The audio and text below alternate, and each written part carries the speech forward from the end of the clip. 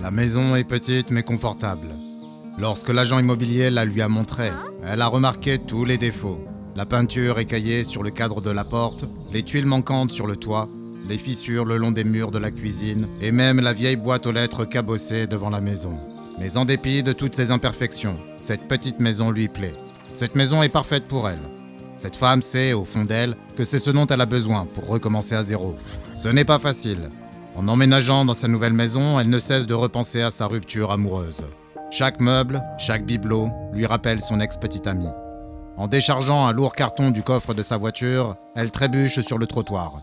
Elle tombe et le contenu du carton se répand sur le trottoir. Ce sont des albums photos. Elle les remet rapidement dans le carton en faisant tout son possible pour éviter de les regarder. Mais une photo de vacances, où elle et sa petite amie visitent les chutes du Niagara, attire son attention. Elle se mord les lèvres et s'efforce de ne pas pleurer en la remettant dans le carton. Comment deux personnes qui étaient autrefois si proches peuvent-elles s'éloigner autant l'une de l'autre ? La suite de la journée se passe. Il y a beaucoup à faire, entre la disposition des meubles et les coups de fil auprès de tous les services publics. Quand la journée touche à sa fin, elle est épuisée et heureuse de se mettre au lit. Tout en s'endormant peu à peu, elle rumine. Aujourd'hui, ce fut la journée la plus difficile, se dit-elle. Tout ira mieux dorénavant. Le temps guérit toutes les blessures. Le lendemain, elle se réveille tôt. Le soleil brille, les oiseaux chantent. Alors qu'elle se dirige vers la cuisine pour se préparer un café, elle est envahie par une soudaine sensation de bien-être. Cette maison a tellement de potentiel. Elle va s'y faire. Elle va faire la rencontre d'une nouvelle personne. Le monde lui appartient et elle a envie de croquer la vie à pleines dents. Elle se dit que tout ce dont elle avait besoin, c'était d'une bonne nuit de sommeil. Désormais, elle se sent complètement revigorée. Un peu plus tard, elle entend la camionnette du facteur arriver et repartir. Elle regarde par la fenêtre et voit que le facteur a placé le petit drapeau en aluminium en position verticale, signe qu'elle a du courrier. Elle enfile son peignoir autour de la taille et, avec sa tasse de café chaud entre les mains, se dirige vers la boîte aux lettres noire et abîmée au bout de l'allée. « C'est la toute première chose qu'il faut remplacer », se dit-elle en réfléchissant à la façon dont elle compte redécorer sa maison. Peut-être qu'elle s'achètera une de ces boîtes aux lettres amusantes en forme d'animal loufoque ou de cabane d'oiseaux. Quelque chose de différent qui attire l'œil. Son ex-petite amie ne l'a laissé jamais faire quoi que ce soit d'amusant. Elle ouvre la boîte aux lettres et en sort une pile d'enveloppes. Tout en pensant encore à sa nouvelle boîte, elle passe rapidement en revue les lettres, en regardant les adresses de retour sans trop s'y intéresser. Il s'agit principalement de courriers publicitaires. Cela n'a rien d'étonnant. Elle vient d'emménager et la plupart de ses amis ne connaissent pas encore sa nouvelle adresse. Mais il y a une lettre au bas de la pile qui ne mentionne aucune adresse de retour. « Tiens, c'est bizarre », se dit-elle. Il s'agit probablement d'un autre courrier publicitaire. Elle sait que certains annonceurs ne laissent pas d'adresse de retour afin de susciter l'intérêt du destinataire et de l'inciter à lire leurs arguments de vente. Elle est tout de même assez intriguée pour l'ouvrir.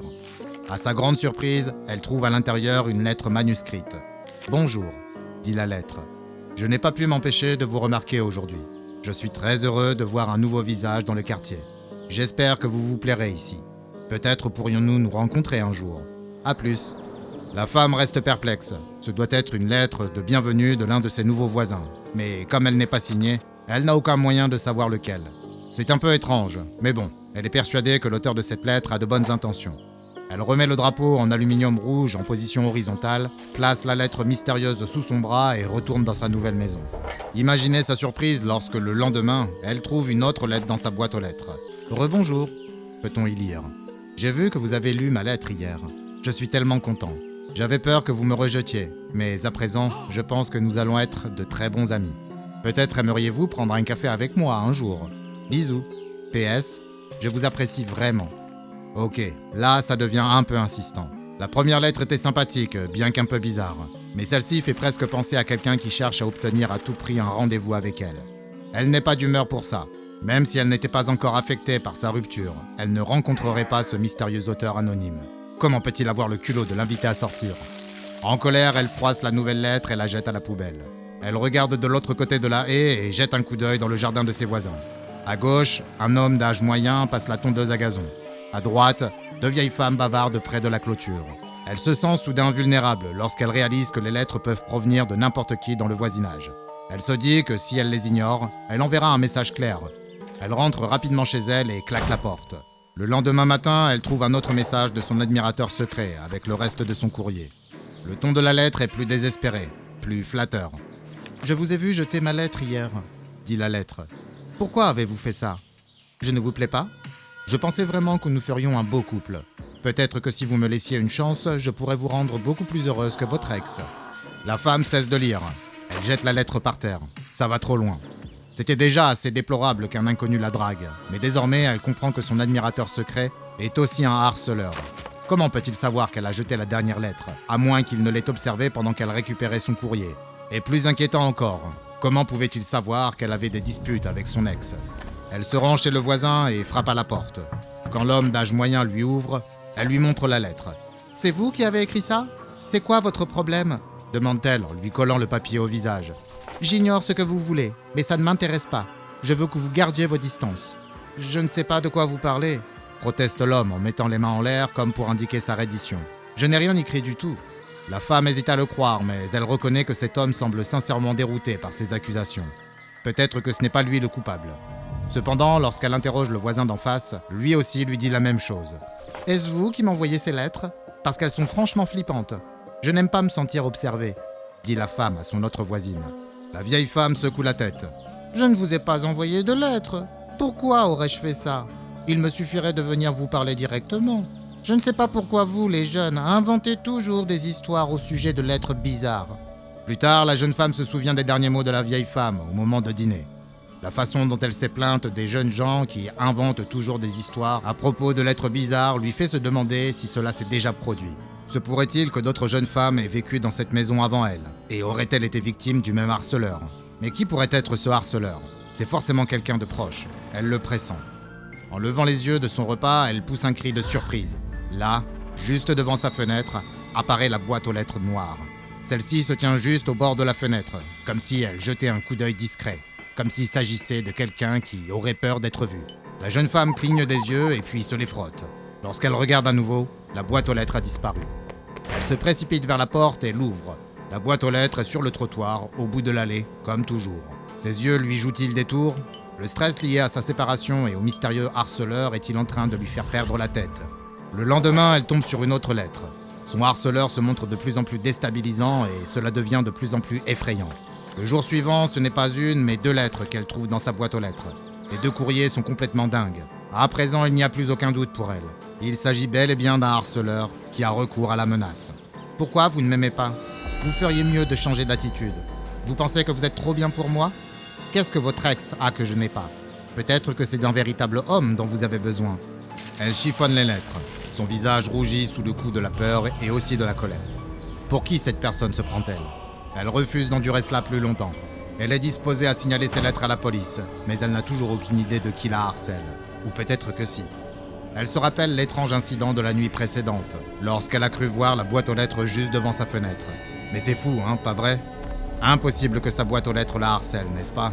Si elle raconte à qui que ce soit que sa boîte aux lettres lui envoie des messages menaçants, tout le monde va penser qu'elle est folle. Mais très vite, les choses empirent et prennent une tournure qui oblige la femme à envisager cette possibilité. Cette nuit-là, elle est dans sa cuisine, en train de préparer le dîner. Elle se détourne de la cuisinière pour prendre des condiments dans le garde-manger. C'est alors qu'elle la voit, la boîte aux lettres. Mais cette fois, elle n'est pas dehors. Elle est dans une pièce, à côté. Elle est en partie cachée derrière la porte, comme si elle cherchait à ne pas être vue. Elle se précipite immédiatement dans le salon, dans l'espoir de surprendre la boîte aux lettres en flagrant délit. Mais elle n'est plus là. Elle court à la fenêtre et, une fois de plus, elle constate que la boîte aux lettres se trouve au bout de l'allée, et exactement à l'endroit où elle devrait être. Elle est persuadée qu'elle n'a pas pu imaginer pareille chose. Mais en même temps, quelle autre explication pourrait-il y avoir? Cette nuit-là, elle ne dort pas. Elle ne cesse de se retourner et de faire des rêves désagréables. À plusieurs reprises, elle se réveille en sursaut, en croyant que cette malheureuse boîte aux lettres est dans la même pièce qu'elle, en train de l'observer pendant qu'elle dort. Le lendemain, la femme se lève tôt et est épuisée par ses rêves agités. Elle s'assied sur le porche et attend que le facteur arrive. Lorsque le véhicule s'arrête sur le trottoir, elle s'avance et interpelle le facteur. « Allez, passe-le-moi » ordonne-t-elle. « C'est mon courrier, donne-le-moi » Elle est trop bouleversée par toute cette histoire absurde pour se donner la peine d'être polie. Et le facteur n'est pas d'humeur à discuter. Cette femme a l'air complètement folle, se dit-il. Elle a les cheveux en bataille et des cernes sous les yeux. On dirait qu'elle n'a pas dormi depuis des semaines. Il a l'habitude de côtoyer toutes sortes de clients déjantés tous les jours et il sait qu'il ne faut pas tenter le diable. Il lui remet la pile de lettres et remonte dans son camion. La femme passe rapidement en revue la pile de lettres, scrute les adresses de retour et jette à terre toutes les enveloppes dont elle est certaine qu'elles ne proviennent pas de son harceleur. C'est bien ce qu'elle pensait. Aucune de ces lettres ne correspond à celle que son harceleur utilise. Elle ouvre la boîte aux lettres et regarde à l'intérieur. À son grand étonnement, il y a déjà une lettre à l'intérieur. Elle la saisit et pâlit en voyant l'enveloppe blanche. C'est une nouvelle lettre de son harceleur. À présent, elle sait qu'il dépose lui-même les lettres. Mais comment a-t-il fait pour mettre cette lettre dans la boîte aux lettres sans qu'elle le voie? Elle s'est réveillée tôt ce matin, avant même le lever du soleil, et elle a surveillé la boîte aux lettres pendant des heures. Il est impossible qu'un de ses voisins ait pu déposer cette lettre sans qu'elle ne le remarque. La seule autre explication possible, c'est que ce serait la boîte aux lettres elle-même qui écrirait ces lettres. Elle regarde fixement la boîte en aluminium noir. Le métal obscur et bosselé prend soudain une apparence inquiétante sous la lumière du soleil matinal. Peut-être qu'elle est vraiment en train de devenir folle. Peut-être que son ex-petite amie lui manque tellement qu'elle délire complètement et projette sa peur d'être seule sur cette boîte aux lettres. Non, en réalité ce n'est pas du tout ce qu'elle croit. Elle va mettre un terme à tout cela, une bonne fois pour toutes. La femme se précipite dans son garage et en ressort quelques instants plus tard avec une pelle. Elle ignore si elle est victime d'une hallucination. Mais elle en a assez de cette stupide boîte aux lettres. Elle veut qu'elle sorte de sa vie. Même si elle ne la harcèle pas. Même si tout cela est dans sa tête, il est clair qu'il y a quelque chose de bizarre avec cette boîte aux lettres. Quelque chose qui la met mal à l'aise. Elle se met à creuser autour de la boîte aux lettres en grommelant. Elle transpire mais ne s'arrête que lorsque le poteau est dégagé. Elle saisit alors le gros poteau en bois et retire la boîte aux lettres. Elle la traîne jusqu'au bout de son allée où, au prix d'un effort considérable, elle parvient à la faire entrer sur la banquette arrière de sa voiture, en déchirant au passage le tissu et en répandant de la terre sur le sol. Mais elle s'en fiche. Elle doit juste se débarrasser de cette boîte aux lettres. Un frisson lui parcourt l'échine, l'idée de faire un long trajet en voiture avec cette chose derrière elle. Elle se méfie de cette chose. Elle ignore quel genre de danger elle encourt. Elle s'installe au volant et règle le rétroviseur de sorte qu'elle puisse garder un œil sur la boîte aux lettres pendant le trajet. À son grand soulagement, elle ne bouge pas une seule fois pendant tout le trajet. Mais son regard inquiet ne cesse de se porter sur le rétroviseur, comme pour apaiser ses craintes. Elle arrive enfin à destination, la décharge municipale. Elle s'arrête devant la grille et klaxonne jusqu'à ce que le gardien sorte. Elle lui fait signe de retirer la boîte aux lettres de son siège arrière, et la panique qui se lit sur son visage lui indique qu'il doit faire vite. À peine a-t-il retiré la boîte aux lettres que la femme part en trombe.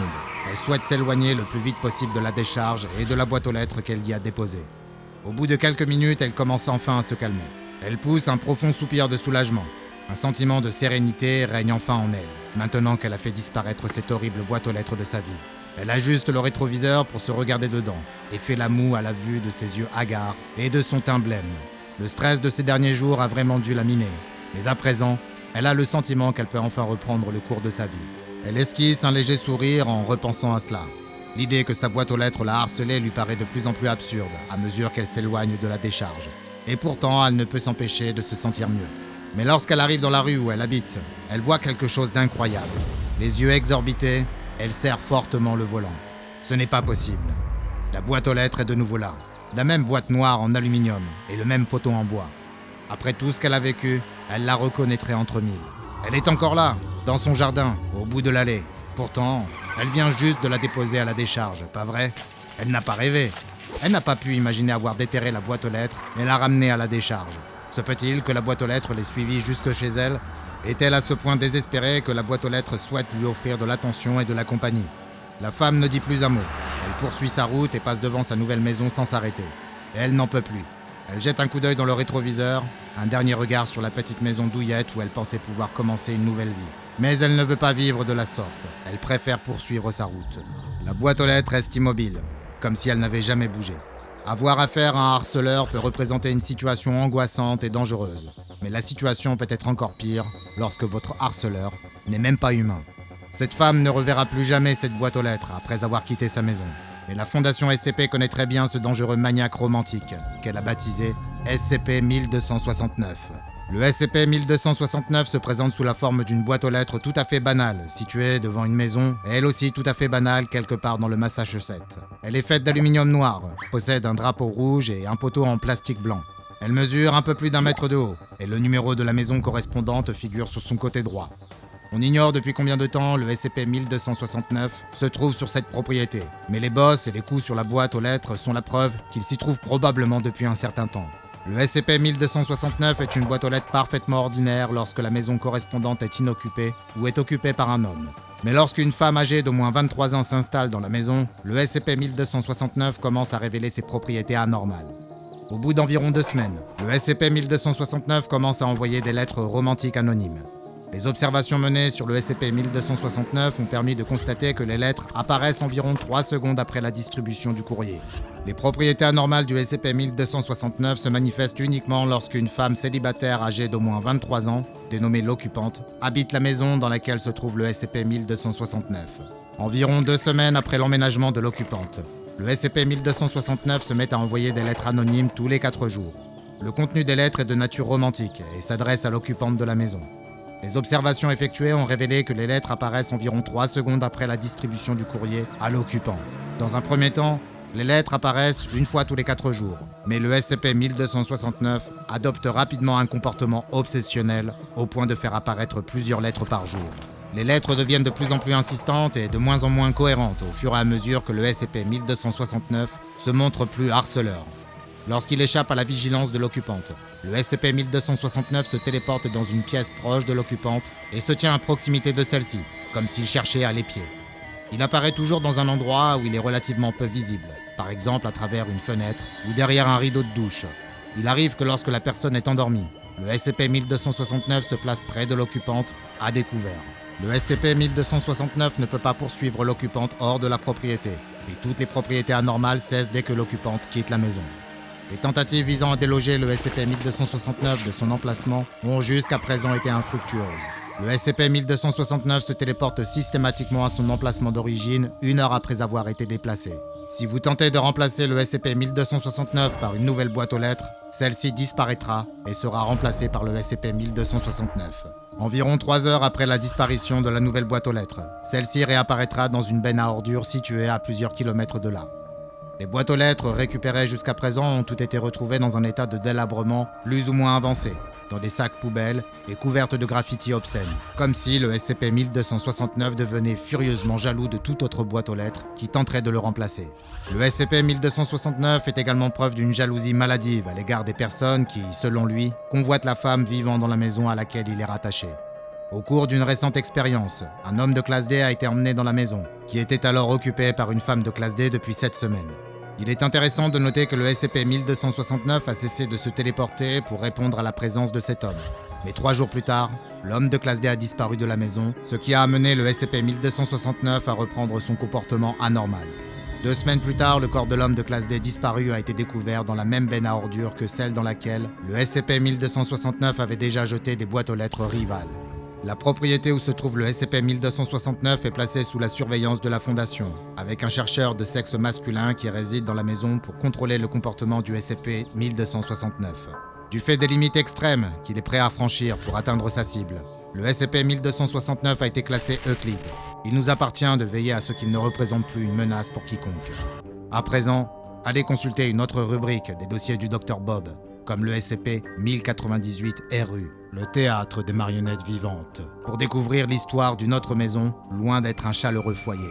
Et n'oubliez pas de vous abonner et d'activer les notifications afin de ne pas manquer une seule anomalie, car nous poussons toujours plus loin nos investigations dans les archives classifiées de la Fondation SCP.